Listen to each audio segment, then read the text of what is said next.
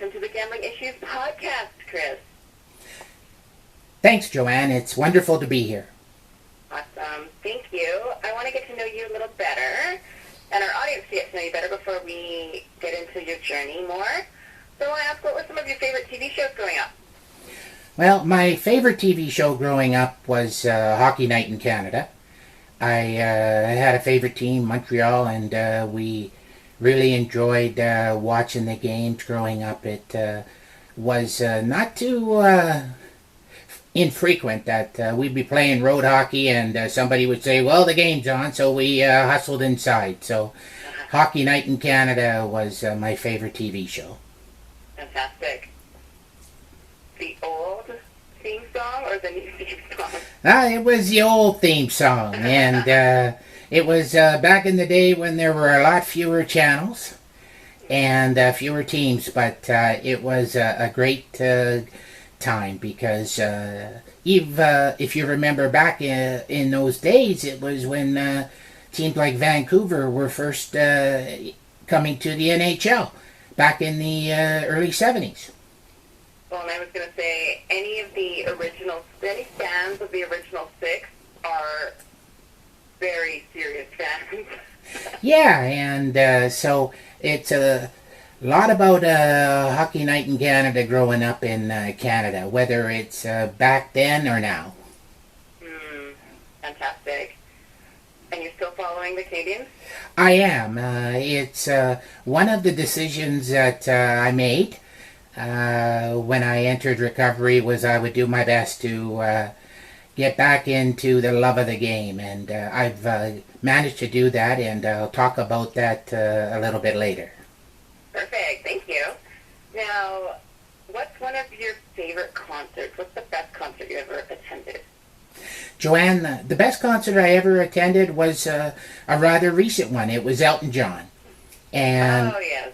And the reason why I really loved it was because Elton John was somebody who I always dreamed of seeing, but never thought I would because of the chaotic life I led. And to be able to see Elton in the last 2 or 3 years was just a dream come true. And it goes to show you that recovery offers us opportunities that we would never think we would have. Thank you. My cousin says Elton John was an amazing concert too, and she saw it in Toronto, but she was like, that was a great concert. Yeah, and it's incredible to see him perform because he is just as dynamic now as when I used to dream of seeing him years ago, and he has such great songs, and I remember them from back then, and to see him perform them nowadays, it's just a terrific thing to be able to do. Real treat. It really was, and again, it was a dream come true. So it was nice to see that recovery offers once again an opportunity to see something you never thought possible. Yeah. Sounds like you really got your life back. Well, one day at a time, I go ahead. I never take anything for granted, Joanne. I just am so grateful for the opportunities that I have, that I nourish them, and I always treat every day as a very special day. Let's hear some of your passions in life. Well, the passion that I have in life right now is recovery. And I say that because somebody who is a diagnosed pathological gambler and was living a life of chaos for decades, I never thought recovery was possible. I was always somebody who would rather die than ask for help. And so when I go ahead on a daily basis and do things in recovery, whether it's seeking medical attention or whether it's other areas, I always think to myself, this is great because it identifies that I'm on the right track. And I've been able to see nature in ways that I never had before. And when I say that, I mean life in ways that I never had before, because I often go out for walks with my puppy, and we explore and just enjoy as much as we can the experience. And again, it's all made possible because of a healthy recovery, and I'll talk about that a little bit more later. Thank you. And so our listeners can kind of get an idea. What's a typical day like for you? Well, a typical day for me is not unlike today, in that I've gone ahead and I've taken medication that's been prescribed to me, and the medication really helps. I've been diagnosed with a number of physical and mental illnesses, and it's as a result of asking for help following decades of pathological gambling, and I'm okay with that. You know, it's a case where we go ahead and when we ask for help, we're accepting who we are. So I go ahead in the morning and I take my medication, and then I go ahead and take my dog out for a walk, and she takes care of her business.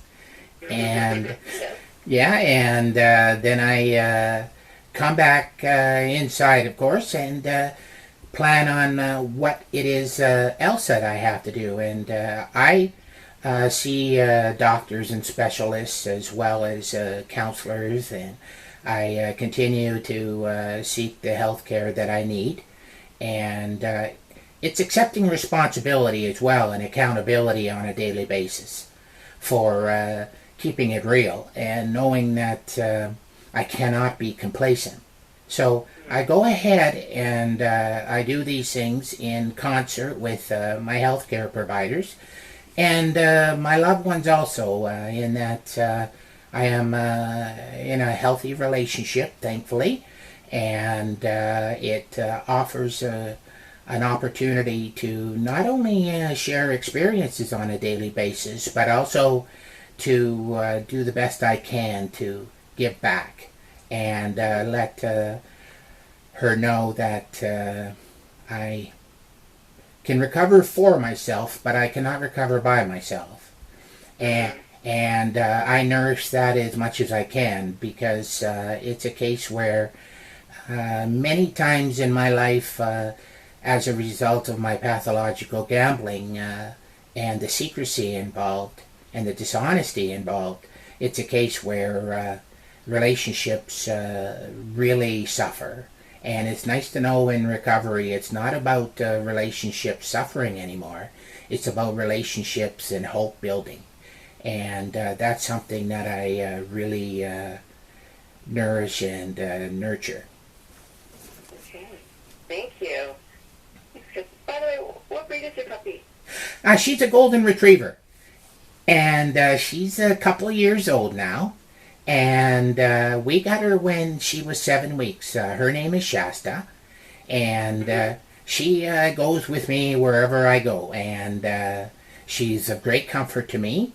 And the wonderful thing is, Joanne, is that we first got her at 7 weeks from a place in Chilliwack, a beautiful family. And the reason why we got her was because I was potentially going to be deaf. And so we were going to utilize her as a hearing impaired dog, in that she could go ahead and help me if the phone rang, or if somebody was knocking at the door, by helping let me know. However, in the interim, I've had ear surgery, and I'm not completely deaf. I'm deaf in one ear, but not the other. And I have surgery pending as well to help out even more. And so Shasta is the gift that keeps on giving, because she's just a wonderful dog to have around. And whenever we're on the pathways, wherever we go, she just loves people and loves all the animals and just loves life. And I live vicariously through her many days. Oh, that's so sweet. And yeah. She's so That's all I have to ask. Like, wow. Yeah, she is just a gem, and wherever we go, like I say, she's never had a bad day, and it really helps me. And I guess that's many ways why golden retrievers and other dogs are therapy dogs, because they really are comfort for their owners. And I'm one of those people who would promote pets being such a wonderful asset to life. Mm-hmm. And of course, Really. it would not be possible at all without my Special K, my gal. Ah. Yeah, she believed in me at one time, Joanne, when I didn't believe in myself.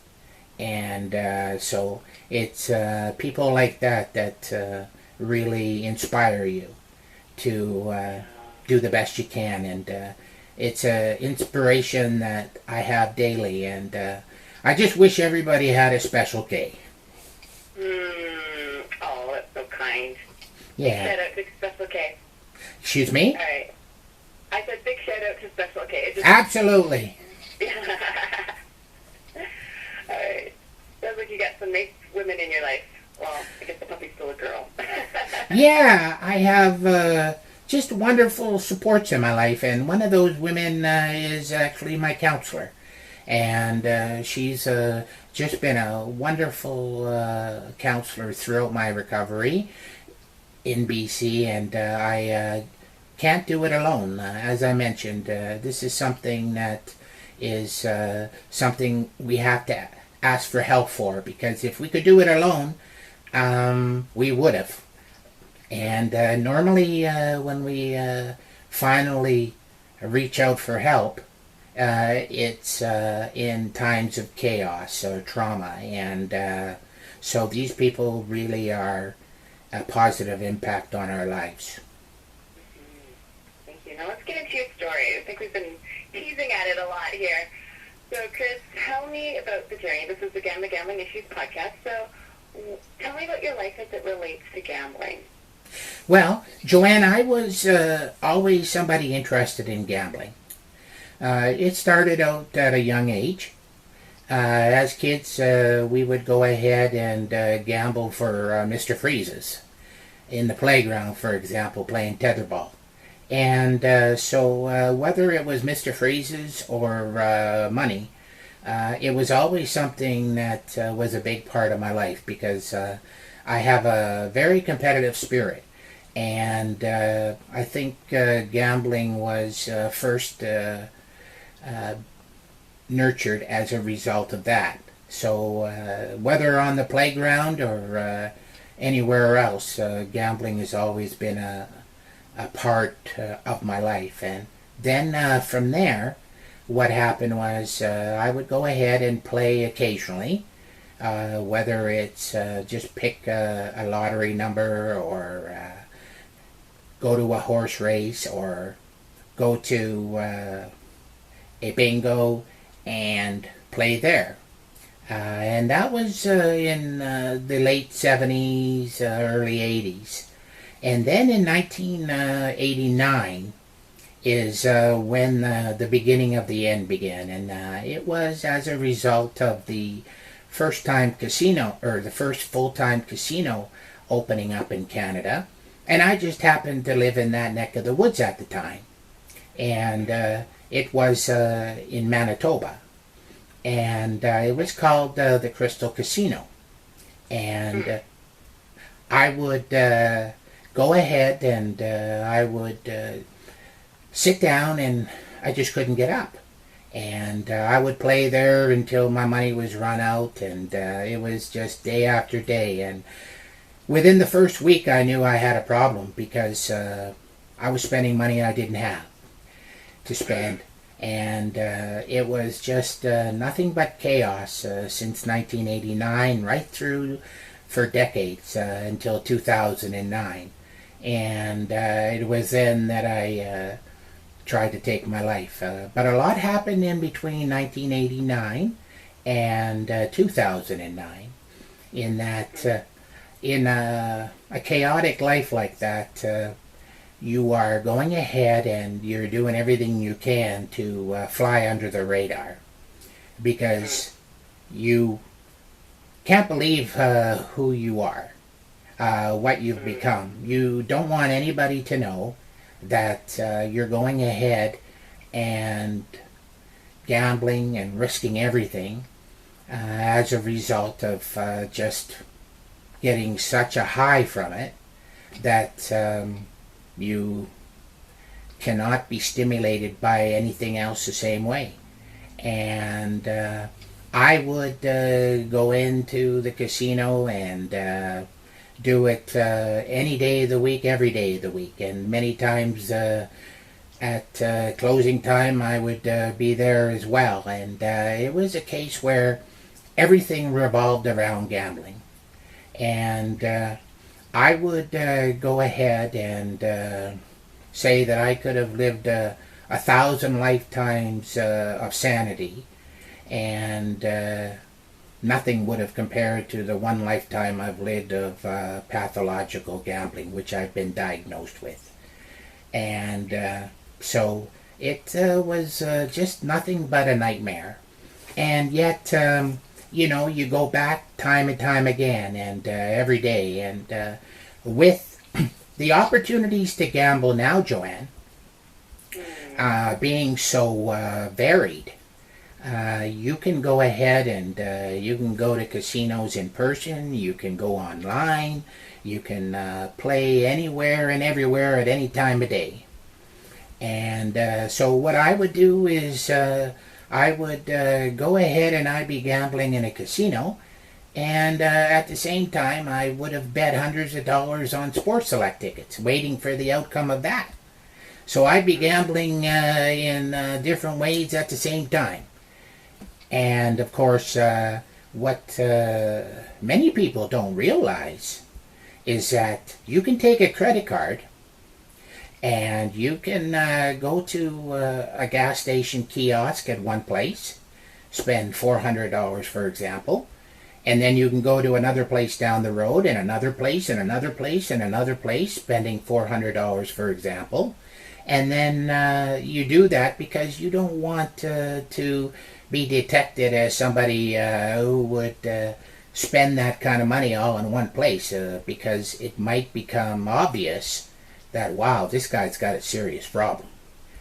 And so you would literally, in some cases, drive miles in order to avoid detection, so that all your money isn't spent at the same place.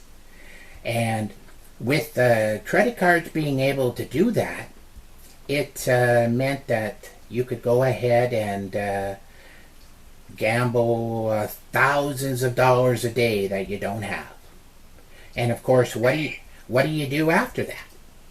What do you do when you lose and you're trying to figure out how to pick up the pieces? And this happens day after day, week after week, month after month for decades. And it just is a mutilation of your spirit and what's inside of you, because you're struggling to figure out how to go about and fix this mess. And it just takes a toll on you that you wouldn't believe. And so for years, that's what my life was all about. And as far as the impact it has on your physical and mental well-being, just to give you an example, Joanne, as somebody who was at one time a marathon runner and would run on a daily basis, completing a marathon or two along the way, my best time for the full marathon was 3 hours and 23 minutes, which is okay. And I would train and practice and all that in order to accomplish those goals. But in 1989, when I began gambling, it was the last time that I ran. And it was the last time that I participated in a lot of sports that I used to participate in, because gambling consumed everything in my life. And relationships, I would avoid participating in them, honestly, because it would mean that people would get to know me, and that would mean that the gig was up. So I always did everything I could do to avoid detection, and nobody in my family, nobody in my working life, absolutely nobody for over 20 years had an idea that I was a pathological gambler, and it was because I would rather die than let anybody know what I'd become. So we go ahead and we avoid getting close to people for that reason. And as a result, our lives are anything but sane. They're just chaos and always dishonest. One thing about us pathological gamblers, Joanne, is that you'd be very hard pressed to ever find an honest person in a pathological gambler, because dishonesty is a part of maintaining our secrecy. And so it's nice to be in recovery now, and it's nice to be honest about who I am and who I was. And it's just nice to know there's help and hope out there for people like me.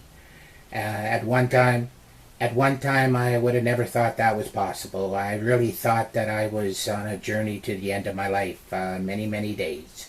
And suicide was always something that was part of my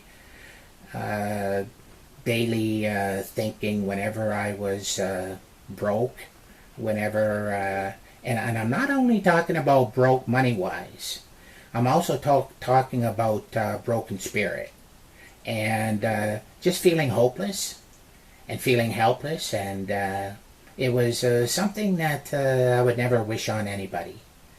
Because one thing about pathological gambling is that money is our drug, in that even if we run out of money, for example, from a paycheck, we'll go ahead and utilize credit cards, or we'll utilize other means in which to get money, and to fuel that addiction, to fuel that need to be stimulated in a way that nothing else can stimulate us.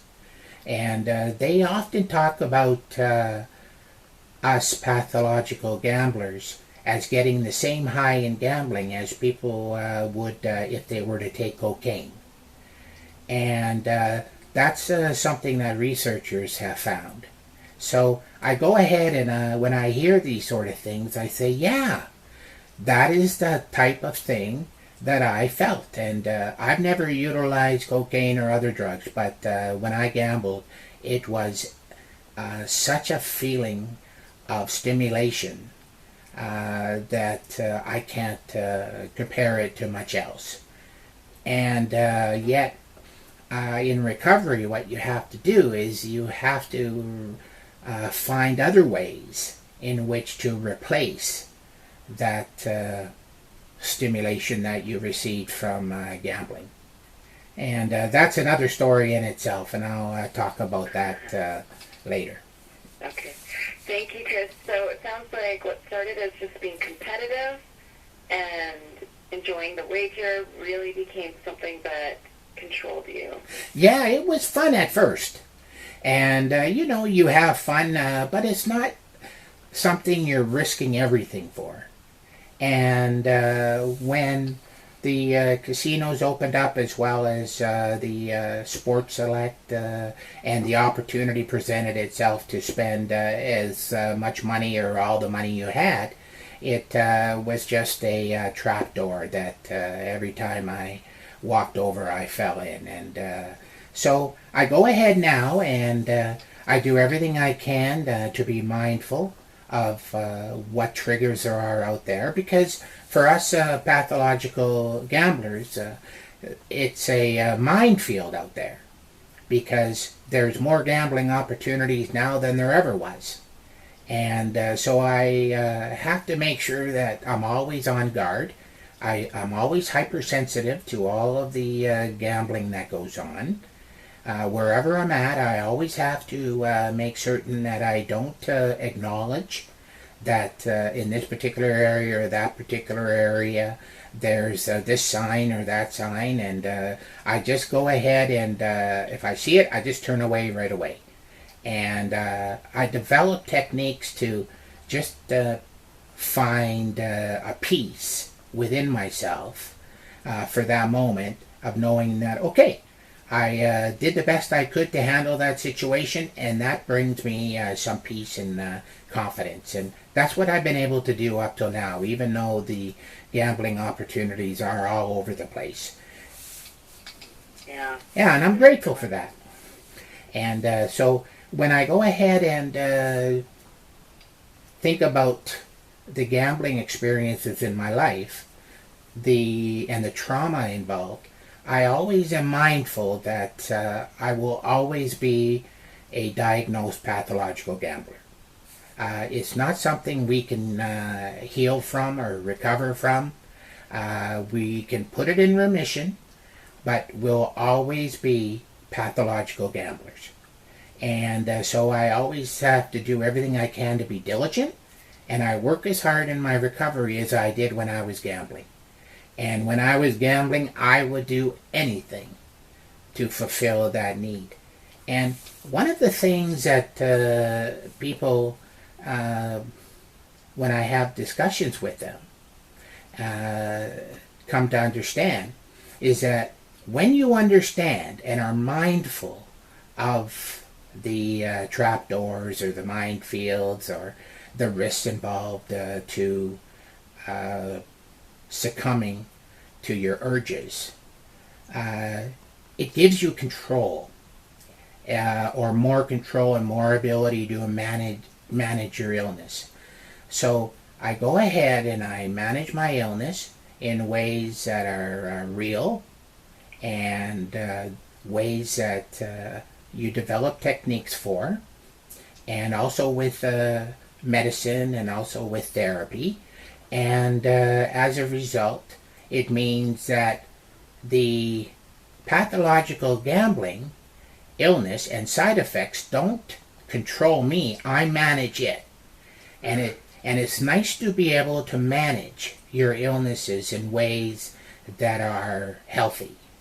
And that's what I try to do. And that's why I work so hard, whether it's through the health care that's provided, or whether it's just making sure to adopt new healthy hobbies and healthy lifestyles, and surround yourself with people that also live healthy lifestyles, because naturally, as a pathological gambler, it wouldn't be wise for me to surround myself with people who gamble.